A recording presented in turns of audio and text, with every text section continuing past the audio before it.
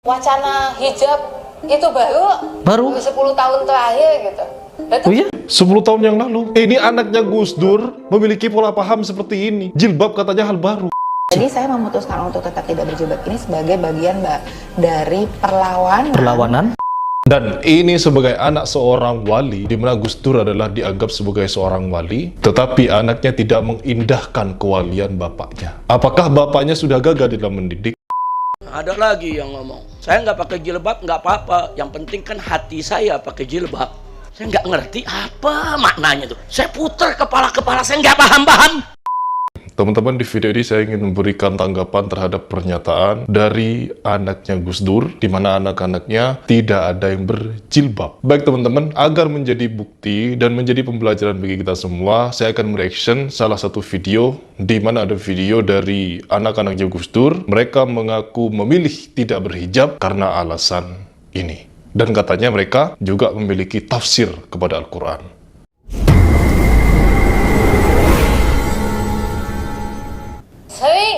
Sering dibilang bapak saya dibakar di di akhirat gitu deh. Gitu ya udah, itu pilihan. Ya udah pilihannya. Tentang apanya? Tentang kontroversinya, tentang apanya? Tentang pilihan. Oh, tentang pilihan untuk tidak berjilbab. Pilihan tidak berjilbab. Pertama, masalah jilbab atau nggak jilbab, saya meyakini Iya. bahwa itu hanya permasalahan interpretasi terhadap apa yang tertulis di dalam Interpretasi. Al-Quran. Kita punya banyak sekali para ahli-ahli tafsir yang menyatakan pandangan-pandangan yang berbeda terhadap Pandangan berbeda. Oh, pandangan berbeda. Jadi ada tafsir, dia mengatakan bahwa alasannya tidak berhijab karena mengikuti tafsir dari salah satu ulama. Jadi ada banyak sekali ulama yang berbeda pandangan mengenai tafsir dari perintahkan istrimu untuk berjilbab, menutupi aurat ya. Jadi menutupi aurat itu ada banyak sekali tafsir yang berbeda-beda, sehingga ada pula orang yang tidak berjilbab, perempuan-perempuan yang tidak ingin berjilbab karena mengikuti tafsir dari salah satu ulama, yaitu menurut kata ulama ini, kata ulama itu, namun sayangnya ulama tersebut tidak disebutkan siapa ulamanya, terus di kitab mana yang menafsirkan bahwa berjilbab bukan berarti menutupi rambut, tetapi memuliakan hati. Jadi tidak apa-apa tidak pakai jilbab, tetapi dengan syarat berhati mulia. Ada lagi yang ngomong, saya nggak pakai jilbab nggak apa-apa, yang penting kan hati saya pakai jilbab. Saya nggak ngerti apa maknanya tuh. Saya putar kepala saya nggak paham. Saya belajar puluhan tahun itu kalimat saya nggak paham, saya tatik. Nggak apa-apa saya nggak pakai jilbab, yang penting hatinya pakai jilbab. Ini omongan apa begini saudara? Jilbab itu bagi perempuan kewajiban. Siapa yang perintah? Siapa yang perintah? Nah, kalau ada orang nggak mau pakai jilbab, berarti dia melanggar perintah siapa? Melawan siapa? Jadi kalau dia melawan Allah, saudara, berarti akhlaknya bagus atau tidak? Tidak, saudara. Terus berarti hatinya bagus atau tidak? Tidak, mana ada hatinya bagus. Maksudnya dia yang penting hati pakai jilbab. Mungkin dia maksud hatinya bagus, hatinya mulia. Dari mana datang hatinya mulia? Saudara, kalau perintah Allah dilawan, kira-kira jelas tidak? Jadi zaman sekarang ini ilmu aneh-aneh, saudara. Ilmu banyak yang aneh, saudara. Na'udzubillah min dzalik. Begitu. Oke, coba kita tonton lagi kira-kira argumennya apa atau bagaimana. Buat saya jauh lebih penting adalah mengenai penghormatan terhadap perbedaan interpretasi. Saya sendiri gini, masih ingat ya Mbak, kalau tahun 80-an dulu itu jarang banget yang pakai jilbab.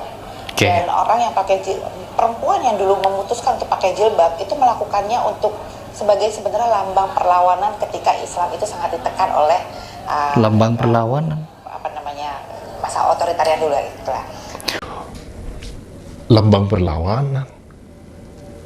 Jadi orang memakai jilbab itu hanya berdasarkan perlawanan, bukan dari perintah syariat. Dan ini yang perlu diluruskan. Dan seluruh ulama sepakat, jilbab atau menutupi aurat dari rambut sampai semua badan, terkecuali wajah, terkecuali telapak tangan, itu hukumnya wajib di dalam syariat. Dan kita sebagai muslim tidak boleh menafsirkan ayat hanya menggunakan akal saja. Dan ini sebagai anak seorang wali, di mana Gus Dur adalah dianggap sebagai seorang wali, tetapi anaknya tidak mengindahkan kewalian bapaknya. Apakah bapaknya sudah gagal dalam mendidik? Belum tentu. Bisa jadi Gus Dur sudah mendidik anak-anaknya, mendidik istrinya, mendidik keluarganya, tetapi mereka tidak mau mengikuti didikannya. Tidak mengikuti Ahlus Sunnah wal Jamaah. Dan ini sangat berbahaya apabila dicontoh. Dan kita sebagai seorang muslim yang diam saja, sama halnya kita mendiamkan pemahaman yang salah dan kita acuh. Diam, sudah ada ulama. Memang benar ada ulama. Tetapi kita personal diminta juga untuk berdakwah. Berdakwah dengan cara masing-masing. Seperti saya punya media sosial ini. Jadi paling tidak saya bisa menyampaikan kepada teman-teman saya, begini pandangan dari beberapa ulama yang bisa saya jelaskan. Bukan dari pandangan saya. Begitu. Coba kita lanjut lagi. Mana mereka tidak punya banyak ruang untuk berekspresi. Dan Ekspresi. Jadi Jadi? itu adalah salah satu sarana yang mereka gunakan untuk mengekspresikan keislaman mereka. Gitu. Untuk langsung untuk apa ya, dalam tanda kutip melawan apa yang ditindaskan ke mereka.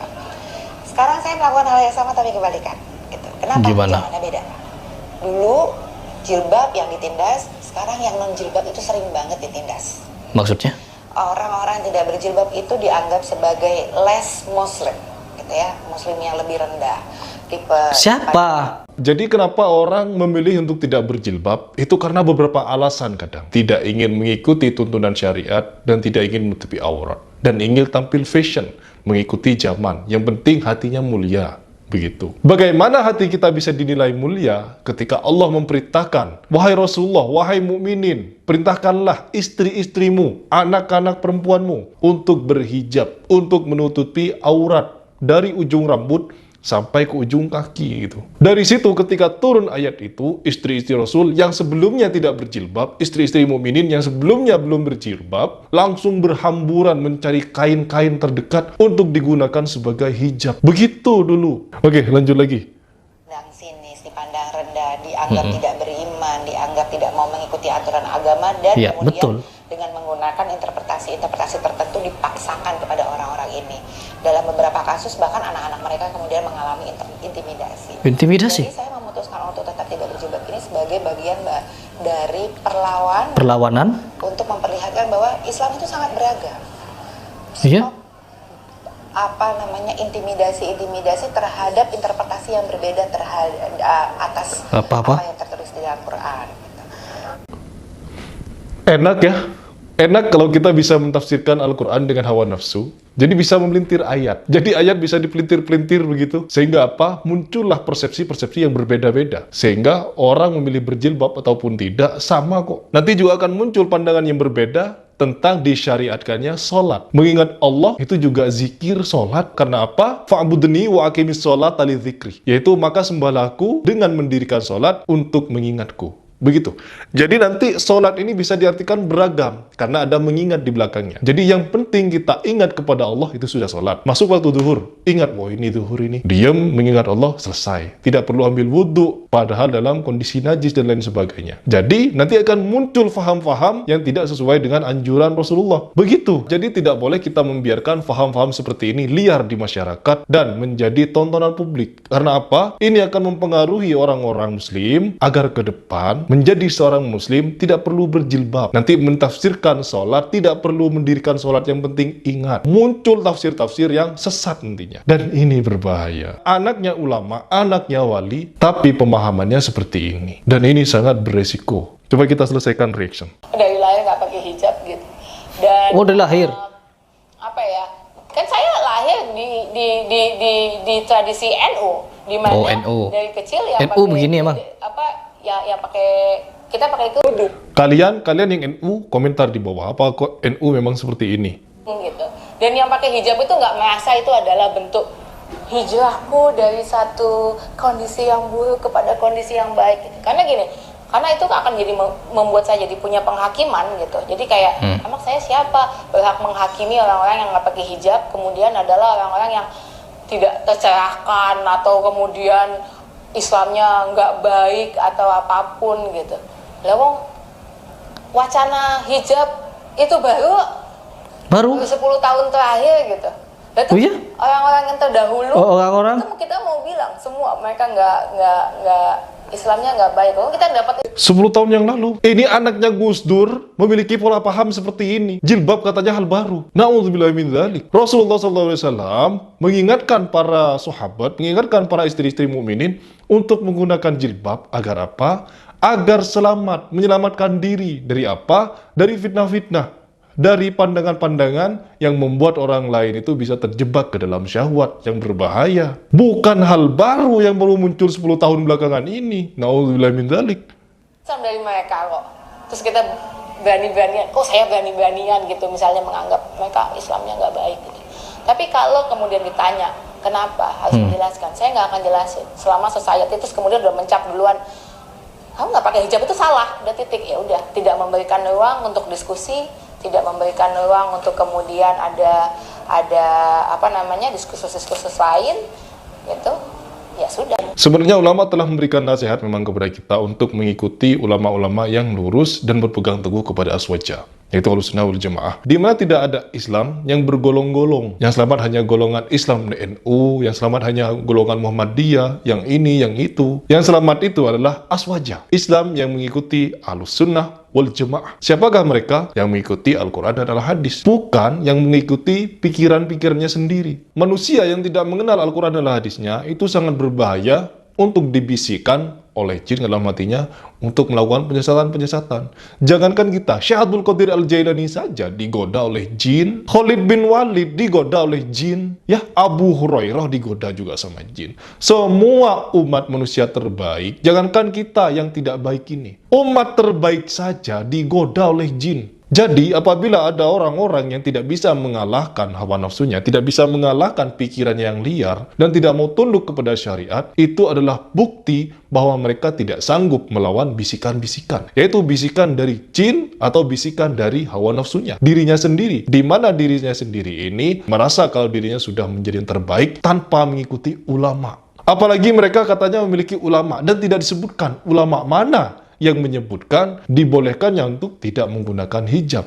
Ulama yang mana? Ya, sedangkan 4 mazhab saja mewajibkan itu. Wajib hukumnya berjilbab. Bukan tidak. Jadi di video ini yang saya ingin buat, saya tidak sama sekali menggunjing atau menggibah dari kepribadiannya si anaknya Gus Dur ini. Ini bukan aib mereka, tetapi ini adalah pemahaman atau syariat akidah. Apabila ada orang yang menyatakan di media sosial, berteriak-teriak di muka umum, berhijab itu bukan berarti kita harus menggunakan pakaian-pakaian yang menutup aurat, menutup muka, menutup rambut, dan lain sebagainya, tetapi memuliakan hati. Ya, penghormatan. Nah, ini kan hukum. Sudah memberikan hukum terhadap syariat. Dan ini adalah hukum yang tidak tepat, tidak benar. Di mana keempat mazhab tidak membenarkan perihal ini. Dan kita sebagai seorang muslim yang mengikuti mazhab ini, tidak ingin meluruskan, tidak ingin memberikan bantahan melalui video atau bagaimana, diam saja gitu. Maka kita sudah di posisi salah. Kenapa? Kita melihat ketidakbenaran, kita melihat kemungkaran, kita diam. Ini yang disebutkan, orang yang diam ketika melihat kemungkaran, maka dia lebih mungkar daripada pelaku kemungkaran. Karena disebutkan, diamnya orang benar itu adalah setan yang bisu. Begitu.